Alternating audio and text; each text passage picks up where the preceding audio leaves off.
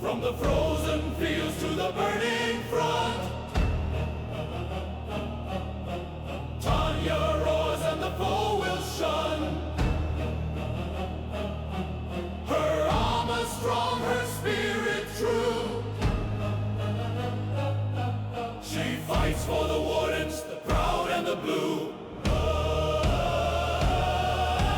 Tanya, Tanya, thunder of steel. Carry our banners, crush them beneath your wheels. For land, for brothers, for war and pride. With Tanya's fire, we shall not hide.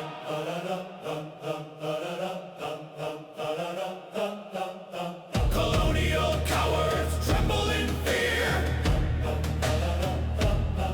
when Tanya's cannon thunders near. She leads the charge, she guards the line. Our strength eternal, our fate divine. Tanya, Tanya, thunder of steel. Carry our banners, crush them beneath your wheels. For land, for brothers, for ward and pride. With Tanya's fire, we shall not hide.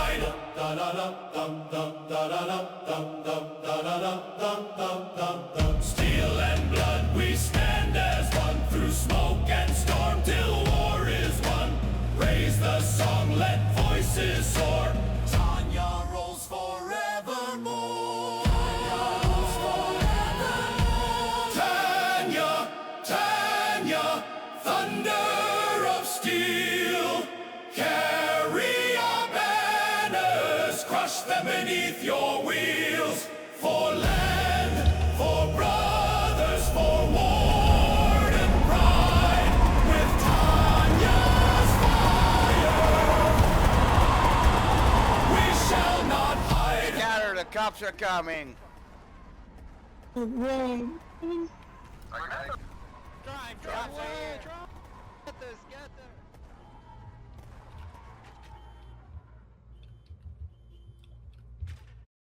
Good morning or good afternoon, good evening, good night, whenever the time is for you. Welcome to the Warden. We are a bunch of wardens. We play on the game Foxhole, Colonial being the other faction. If you're interested in Foxhole at all, if you're just a brand new viewer, I would suggest go check out Robert Loves Games or anything like that. Before we continue on, let's introduce ourselves here. Who's joining us here today? Well, I am Lord Deathian. I am the commander of HCNS right now, or well, acting commander of Trifecta. Bops? Yeah, I'm here. Yeah. Don't say honestly. And the rest of HCNS crew members. Yeah, we also have Big Yeah. Bison and Creative Danger and other Oh, people right. there. Let's God, where do we even start with this war? Oh my God. Just go. Open mic. Honestly, man, it's been a struggle of a struggle bus. It's been the bustiest of struggle buses. I don't know. It was rough. I didn't think that we would be as pressed as we were.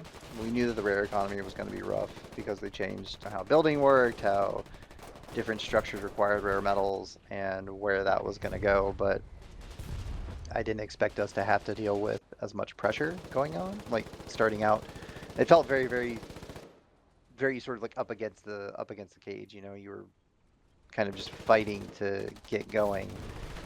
And once we started going, it was weird. We had a sort of a regular pattern for customers. You know, we said we didn't have as many pre-orders, but we sort of had more steady orders. But we never had as big a queue as we usually do. So we didn't have this crazy production limit or press to get everything done. But it's very constant. And I think that feeling of just always having something to do, like a little bit of something, never having things done, would be a good way to describe what this war turned into. I think that across the board, it was just the war of having to show up and having to do something. It's the longest war on Able. I think it's also the bloodiest war again. Most We nukes were- dropped. Wasn't the old Yeah, record most- 6, and now we're at 19 or something? Yeah, it was some astronomical number, double if not better. Triple. And it's crazy for us because in 117, which was the previous Able longest war and bloodiest war, we dubbed it Blood Tsunami for weird chagrin reasons. Coming soon. Blood Ocean. I know who you are. Blood Ocean. We made a whole lot more boats. We made like 160 boats or so, and that war, I think between that war and this war, we got to feel the different perspective of what a long war looks like for us. So it was a good learning experience as much as it was traumatic and painful, because in 117 it was always making boats, always going. Everybody always had something for us to do because nobody had anything else to do with the rare metals. You had a little bit for a storm cannon or an RSC, and a little bit for a super heavy. That was it. You had minimal cost for alloys. So the only thing people could buy were boats. So they just bought boats because they were yeeting them into the colonies because of the stalemate. You know, it seems war- like ever since you took up the leadership mantle, every war has been nuts for one reason or another. I mean, maybe this the status quo, because my first war was 120, and that was Hostile's last war as the figurehead, correct? Yeah, I believe so. So then 121 was you, and 121, and then 123 was the Blue Blitz or whatever it was called, and 124 was 124, and then Yeah. this one. So, as I said, I don't know if this is normal for Foxhole, but it's been incredible to me at least. In my experience, this is. I think the war being different, like the war having different variables, is becoming the norm. Prior to 117, there was a sort of certain rhythm to expect. For us, there was always sort of the different pacing for the tiers for tech, and then the war itself was always the race to storm cannons. Whoever could get to 300 mil first would gain the edge, and then it was whoever got tanks or however the tech tree fell or whatever. So you could expect the war to be anywhere from 30 to 45 days, really without much difference. 117 pushed that because we found this weird stalemate. There's sort of a weird equilibrium between pop and combat and where things were going on the map. And then after that, it's been super erratic because of various changes, dynamics in groups, comings and goings of other regiments, our side and Kali side. I think there was a lot of upheaval after that war, because up until that point, it was the longest one that had happened on Able. And then we, end up here, and this is... I'm interested to see what happens next, as good or bad as that may be, because we have one of the longest wars on either server. The one on Charlie was 70-something days, but that was because of 77. inactivity. Yeah. Yeah, but it was because of inactivity and low player yeah. counts. Charlie being and- Charlie. Actually, Right. yeah, basically. It was 71 or so. 77. It was prolonged. Yeah, it was 77, but it was Oh. prolonged because Yeah. nobody knew what they were doing. There's no coordination. It's not the same animal as It's Able. not the real war. Yeah, I hate to be that person, but that's really kind of what it is. I mean, it's not good like because being you that keep on person. Charlie. It's just like, Charlie's a noob server, so I'm not crapping on them. That's just what they are. Yeah, and it's an interesting environment because being a big fish over there is still being a very small fish over here. So Yeah. it turns into a weird sort of ego thing. But anyways, like social stuff out the way, this war, it pushed a lot of people to the edge. A lot of the senior Reggies, bigger Reggies, just they were struggling. Dumped, People yeah. were like, oh, they always have people. They didn't have people. We we punch above our weight class. We are a regiment that, while we have, I would say, sort of good background numbers, which is the amount of people that are sort of involved in the regiment, but not necessarily the amount of people that are actually participating. So our activity goes anywhere from 20 concurrent players across a week to 50, maybe 60. 60 would be a really, 60 is like War Start or like Tier 2. That we can expect to see that many people sort of across the spectrum, but really we're not that big. But we're held to the standard or the expectation of regiments that have anywhere from 80 to 200 regular members playing across a war or more, you know, with memberships in the thousands. So That just showcases how badass we are. I mean, like, you know, not to toot our own horn, but like, you know, actions speak louder than words. And look at us. Look at what we've done. You know, we don't need to brag about ourselves. I mean, yeah, I mean, I would agree with that. We've been very much the walk softly and carry a sort of big stick regiment. That's how we operate. We let our stuff do our talking for us. We maintain neutrality, and we are what we are. Take it or leave it. And it's gotten us in some very interesting places. There's a reason why we paid for 2 nukes this war. There's people that we're working with that are of those bigger, more established factions that or not factions, but regiments that have XYZ clout or senior members or whatever. But we're also now a household name, which is, you know, just a testament to what you guys have done. Mm-hmm. So those things, as well as the length of the war and sort of the dynamics of the war is changing, I think that there's going to be a big change in really the wars going forward, because the devs, as long as this war was, I think the devs realized they broke something. Yeah. Yeah. Like, Finally. That's an understatement. right. Yeah. But it's bad, man, because the building dynamics caused such a weird shift in the way the game worked that, yes, they wanted longer wars, but now I think the risk is burning out their player base. Yeah. They don't like- have enough new players to replace the people that would burn out after wars like this. They said that, like, in the dev stream, and we spoke about this on the last podcast, you know, during our speculation phase, the last third of it. On paper, the changes they were making were not that big, but in practice, with my limited knowledge of the game, regardless, I knew that the changes were going to be substantial. As I said the other day, all you need to do is change a 1 to a 0 and you can crash an entire economy. Sometimes a small action causes big ripples, and this is an example. I think so. Yeah, I mean, if you change anything, just literally changing a few numbers and building, which is kind of what holds the front lines. Yeah. So that's everything, basically. So yeah. I think something that I didn't have a lot of experience of, because I didn't get out on the boats, but I know some of these guys in here did, was the change in naval because of the storm cannons and a lot of the stuff. We saw it in production, Yeah. and I know that a lot of it was a rare economy, but I'm very curious to kind of hear what the perspective was on the ships themselves about how big those changes really mattered.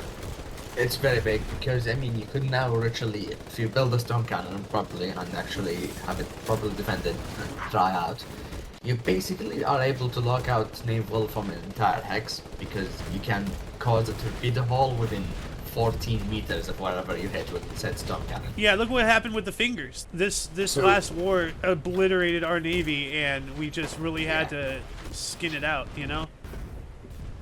And sometimes because of the splash damage being so large, it may cause multiple large holes, Oh. which is absolutely broken. Yeah.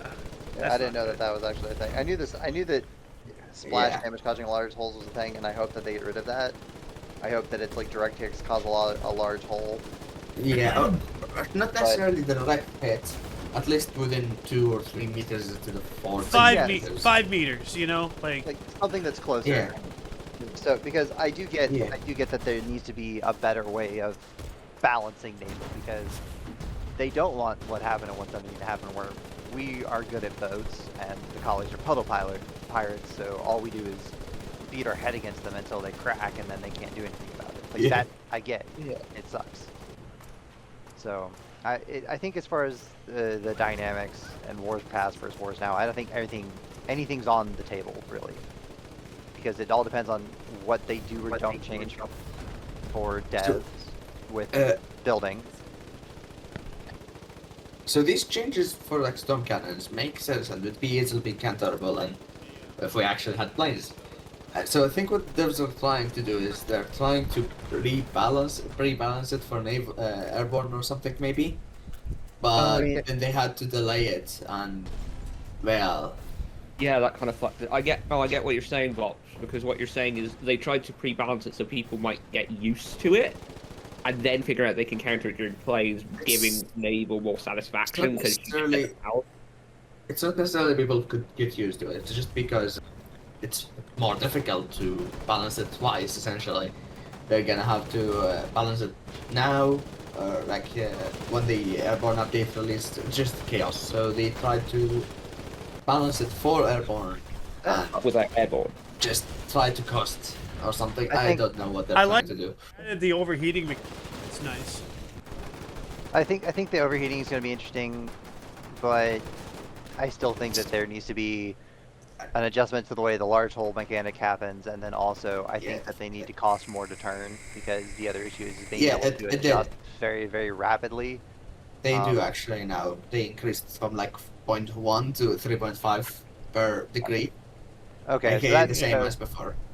yeah. So if with the cost to change being part of the cost to shoot, because it's all about power, right? So if they're using more power to adjust, then that means they have less power to shoot, and they also have an overheating mechanic, which means they can't shoot as much.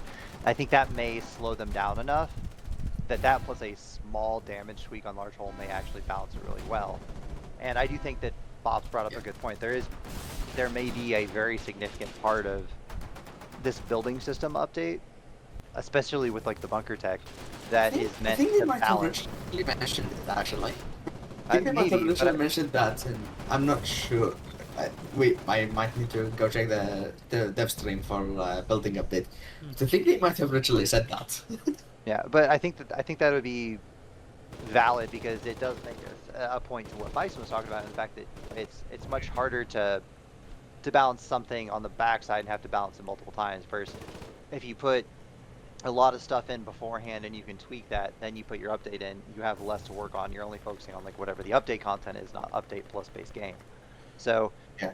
that may be another part of it too, but still, as far as what that means for the future of Foxhole Wars, I think that we may have something where this war, it seems like both factions had major groups switch sides, so this match just may be a weird stalemate again, or it may just be a meme war, who knows. You're talking But about then the following 127 one- now. Yeah, Yeah.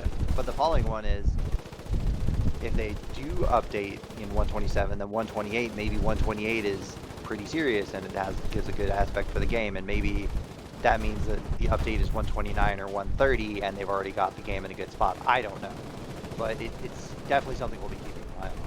Yeah. Well, speaking of wars and all that stuff, we're speculating coming back in 128, 129, depending on variables. Yeah, depending on length. Really, we're going to be out for probably no less than 45 days, depending on how the wars drop. and Just then as an we'll kind of entity, adjust from you know, there. not individuals. Yeah, no, yeah, like people are fine to play on their own. We have some people going on vacation, holiday side, stuff like that. But again, don't play too much. Don't overly commit yourself. Like I will come smack you with the bonk hammer. Playing Fox No, Boy. he will fucking mute you. He's done that to me before when I was on holiday. He just muted me straight after my Damn. holiday was over. You I will mean, like, enjoy your Go vacation. enjoy life. Enjoy Yeah. vacation Yeah, no, on but holiday. I was sat halfway up a mountain freezing my arse off, and I was just chatting and posting pictures in IRL, and he was like, "Go enjoy your fucking holiday." Exactly. Like same thing. Like we have guys going back to school right now or starting college and stuff like that too. So it's the same thing. Like we're gonna keep an eye. Like hey, The question about interesting story is, which one? Well, I mean, if you have a story you And want if to you can say, remember it. yeah. Well, I mean, if you have a story off the top of your head, you know, just say it. Okay, shit, I think I might have forgotten all. What happened to all those stories? Listen. Uh, Forgot. War too long. Yeah, too many to count. You're suffering from success. Oh yeah. I've been editing I've been editing videos for the past like 4 days or so, and So I guess one that really comes up to mind is during the last-ish days of the war, Telly was like trying to capture, where we're trying to capture whether we get back from Navy. So I think Potato Chip actually had the plan where he brought the storm cannon from, and obviously we had bombers from the west. So wait, was it from? Sorry, yeah, west. So basically, they went in and almost secured the entire west side of Wuthering Holes. Then suddenly the telepath was like, "Get on it." We came in from the east and instantly deleted the town hall and any other things, and also landed marines. And that was like maybe the fastest I've ever seen an actual victory point, like something like 10 minutes or so. Wow, Jeez. that's It's impressive. Really fucking full-on combined arms warfare, really. Jeez. Yeah. Yeah, I Um, myself yeah. have a plethora of cool. stories. As I said earlier, I've been editing videos for 4 days, and I have at least a week, maybe 2, ahead of me. Half of my videos are after my evacuation of exile, and thank you to Seed and Malarkey for helping me with that.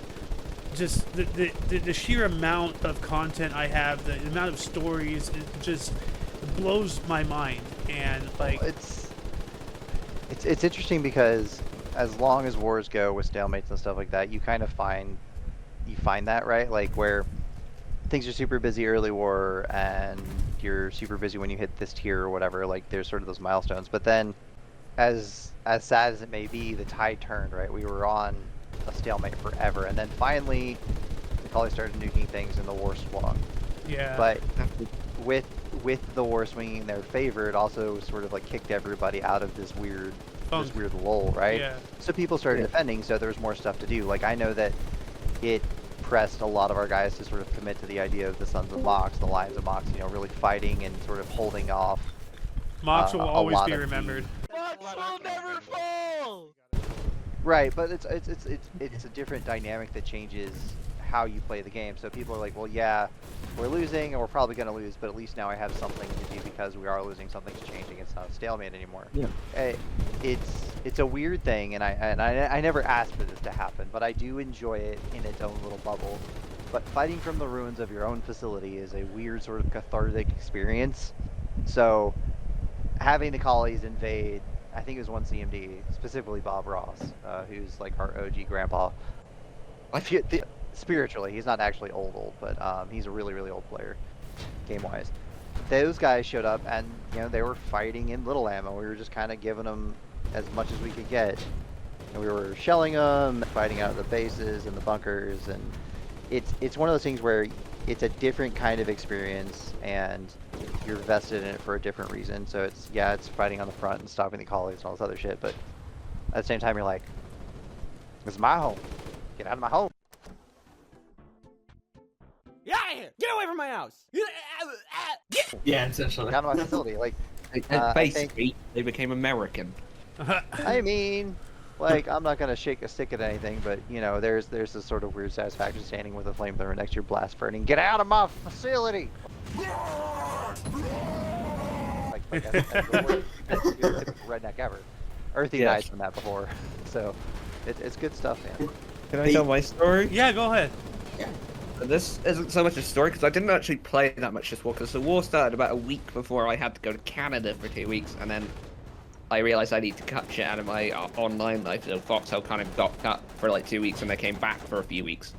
But throughout the whole time I was inactive for most of the war, was that I had started participating in like role plays and stuff ran by a guy who was big in a colonial regiment, and it was incredible for me to see that he was telling me like, holy fuck, this is going to batshit. Have you heard about it?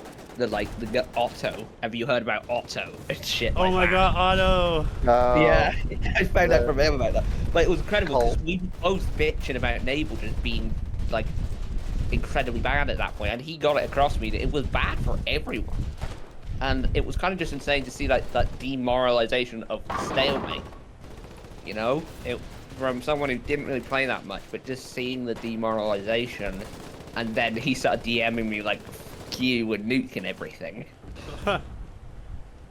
So that's kind of my story of it. It wasn't just us getting burnt out loads. It was a lot of people, and I think the second stuff started moving, people became more active. But yeah, I think that was a big thing. Well, I think that's kind of what I was talking about. Like once something changed, good or bad, people were like, oh, okay, now I want to play again. Although I Yeah. think that was mostly on our side when people actually came back.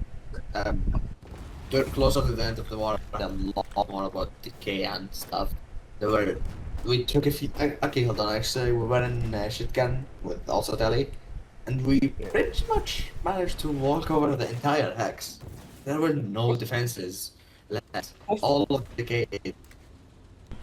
We Yeah. couldn't get a proper burst because they QRF'd it, but I mean, yeah, like, all of shotgun. Like during the latter empty. part of the war, like I was getting pretty hard pressed to get petrol. Like that's a whole story in and of itself. But like I started seeing these massive bases starting to decay. My first place was wiped off the map. My second place didn't last long. My third and final place over in, I forgot what it was called. Exile? No, the other in the other hex. I'm talking about a fuel source for petrol. Oh, All of that was left in decay, and it's just everywhere between where I was and HCNS. It's just like most of the bases, not just the smaller ones, but even the big ones, they're all starting to rust over and everything. I'm like, this is not good, you know. And then eventually it became obvious I had to evacuate Exile, and like I have a whole video on that where Seed and I I got 1,300 rares and 600 scroop onto a stolen Collie dump truck and loaded that on the barge while simultaneously, because Seed was driving the barge, I was in the truck. Simultaneously, Malarkey was in a iron ship loading up all the M-subs he can put into that thing. And while Seed and I were off on our own little section of this adventure, all of a sudden I just saw like a metal bow appear, and I almost died in my chair like a freaking Elder Scrolls NPC. I swear to God. I have not had my blood run that cold in a long. It was a friendly. So. Ooh, Protoss is getting hit now. Go, go, go, go. Oh shit. I'm going as fast as this thing can. Good luck, Malarkey. Just fucking. Oh shit, they I scared almost- the fuck out of me. Oh, my heart just stopped. Oh. A friendly colonial battleship. No, a metal. I saw a metal hole, and it was a friendly gunboat. come on. So- Not front. What did you get called from battleship for? Yeah, I didn't say anything about a battleship. Or colonial. Yeah. I remember this other time we were like over in Stemma and we were bullying these guys on an island while I don't think we knew, but some other group was doing a naval invasion on the other side of that. It was a small island, and like we were pissing off the Collies so bad they even brought out a push gun, but they fumbled it into the ocean. Guys, they have the big gun. They're pushing it up And now. Dad, Do if you you see want it? to just drop a 239, tick and then go 239. right like 2 from that right away. Guns? Guns, Shut- guns. shut- What are you doing? Oh, Guns, oh. guns. Do your thing. Guns. I don't think we need Alright, to. Why are the guns not doing anything? Just go back to what it was. Increase distance and tick and go left 2. They're falling in the water? Then that'll be fine. They fell in the water? That's so far. God! Oh my god! So our gunner. What? Yeah, I have it on. Yeah. I have it on video. I saw the video actually. One of them got out, and you couldn't move it if you have unless you have like 2 people. Yeah. So it was already on a course to the ocean. So yeah, they couldn't stop it because one guy could not actually push. It's like the Titanic. I have a story where, like, Oirob was like, yo, can you keep an eye out for these guys who need a sub-rig? And so I just sat, like, crouched on a dry dock, just Oh my God. surveying back and forth with binoculars. I remember for, like, that. a fucking hour. Just listening to Irish music and going, are these guys ever going to show up? They didn't show up for 2 days. Another weird Braddock one I got is one time Telly was like doing a random operation, I don't know why specifically, and they just decided to drop marines of maybe some island in Tempest, I forgot what was its name, just to group components.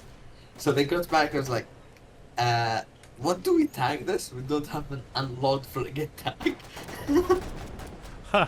And yeah. Dude, I can't wait for Post. Airborne. I want paratrooper scroopers.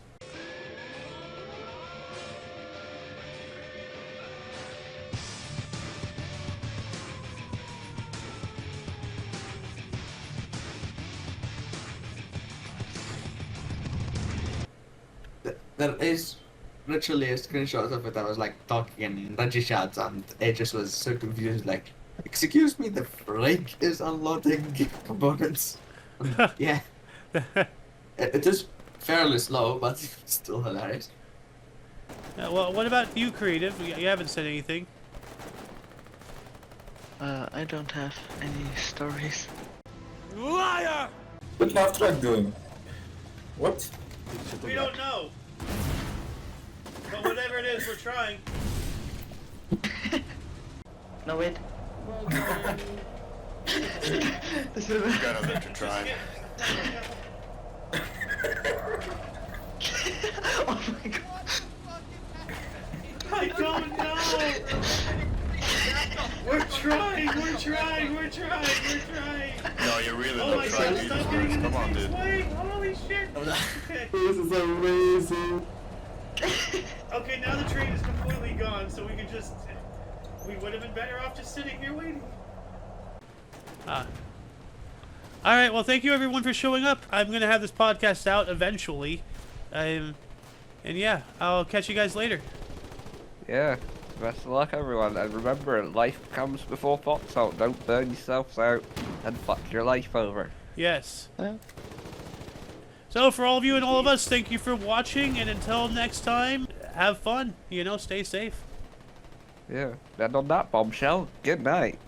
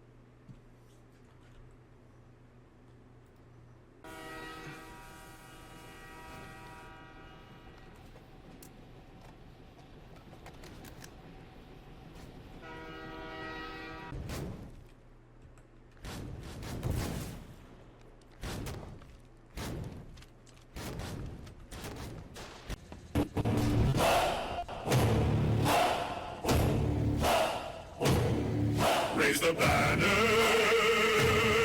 let them fly. Through the smoke, we hear the cry. For our brothers, for our land. Together, wardens make the stand. Forward, push the line onward. This land is mine, stronger. Together we stand for the wardens, our home, our land. Hear the thunder, steel and flame.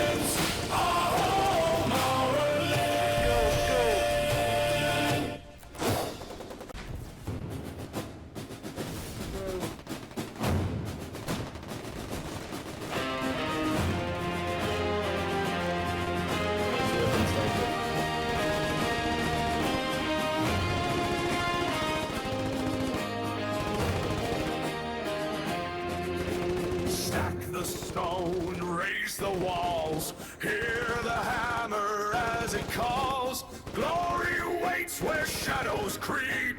Build it strong for Callum's keep. Mortar thick like bonds we hold. Hands are blistered, hearts are bold. Lift the beam and set it high. For Callahan will touch the sky. Hold the line, don't let it fall. Brick by brick we'll conquer all. 70 meters. BTD has come back.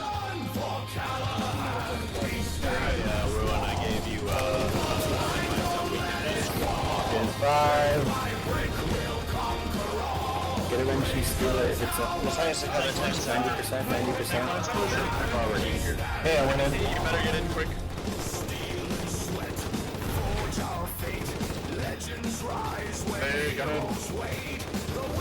93. We're in combat, Jimmy. Hey, get it.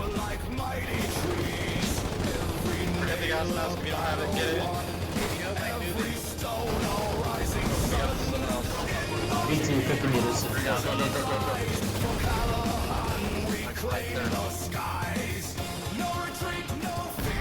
100%, 100%.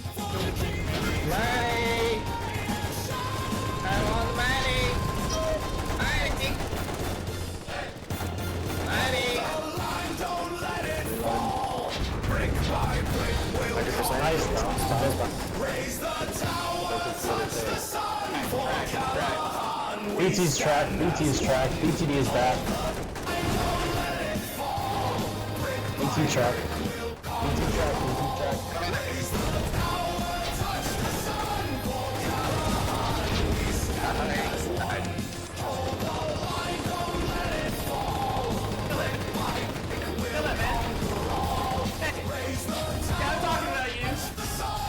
Still 100%, we're good. Kill it. Alright, last shot, last shot, last shot. Out of ammo, out of ammo.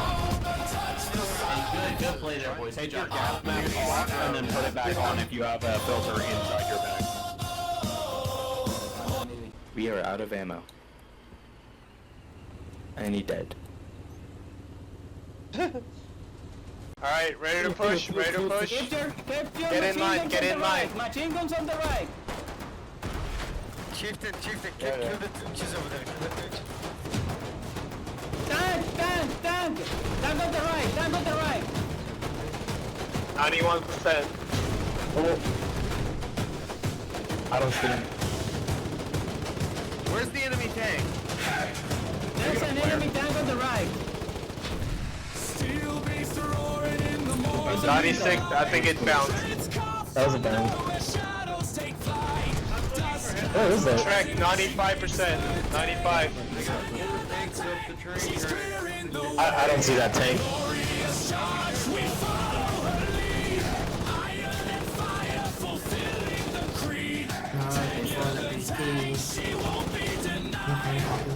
I'm out of material. Tank, I don't think it's an ISG. We need 2%.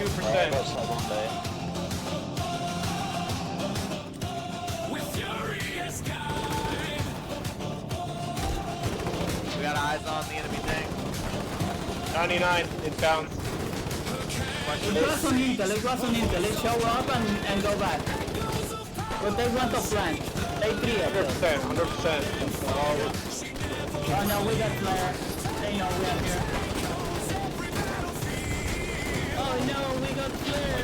100%, everything bounced. 100%, everything bounced. Lights, lights. I'm gonna do that.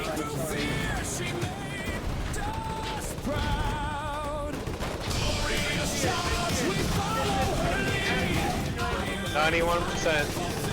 Hey, load. Reloading.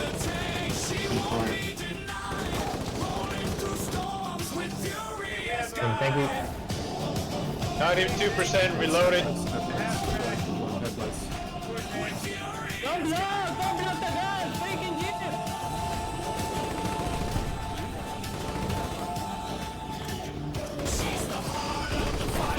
The soul of the steel. A force is 100%. impossible to kneel. No matter mountain too high. Bounce 100%. Thank you. Bounce 100%.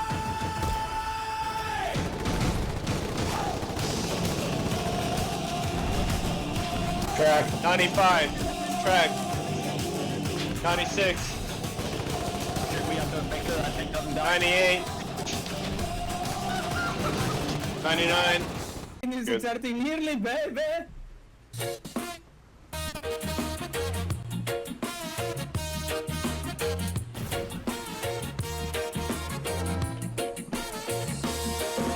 They came with their flags and their lights so tall,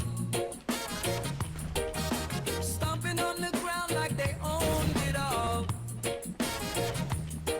But the soil remembers the sea. I'm gonna go take a shit.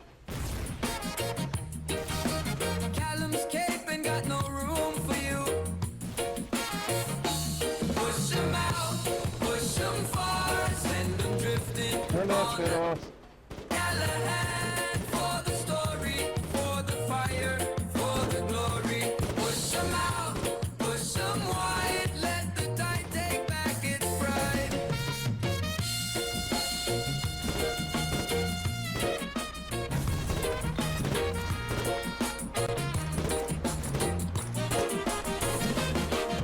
Their words smell rotten like fish left to die. Their boots leave mark, the earth won't cry. The wardens rise like the morning sun. Colonial stink and their time is done. Wait, what the fuck's playing right now? They came today, but they won't remain.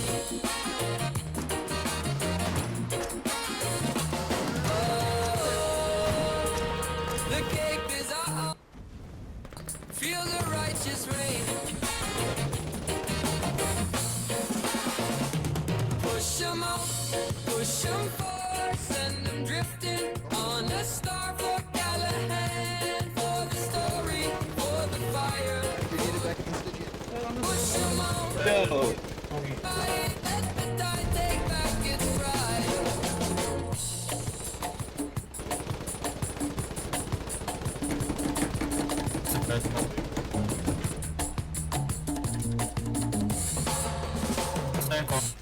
Waves sing loud, let the cliffs stand tall. Is this some AI song or something? Not at all. We hold the line. We guard the gate. No room for stinking Callum's fate. There are mines off road. Thanks, be careful, mines off road. Nearest mine, nearest mine.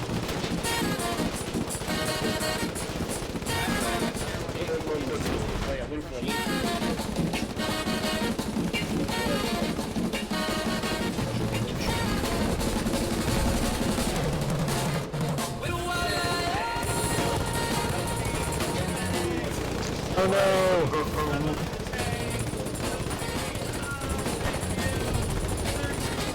75%.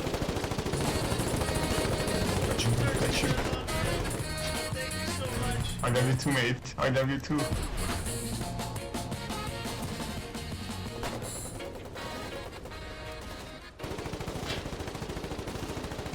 Jag går på ett sånt här. Så ja.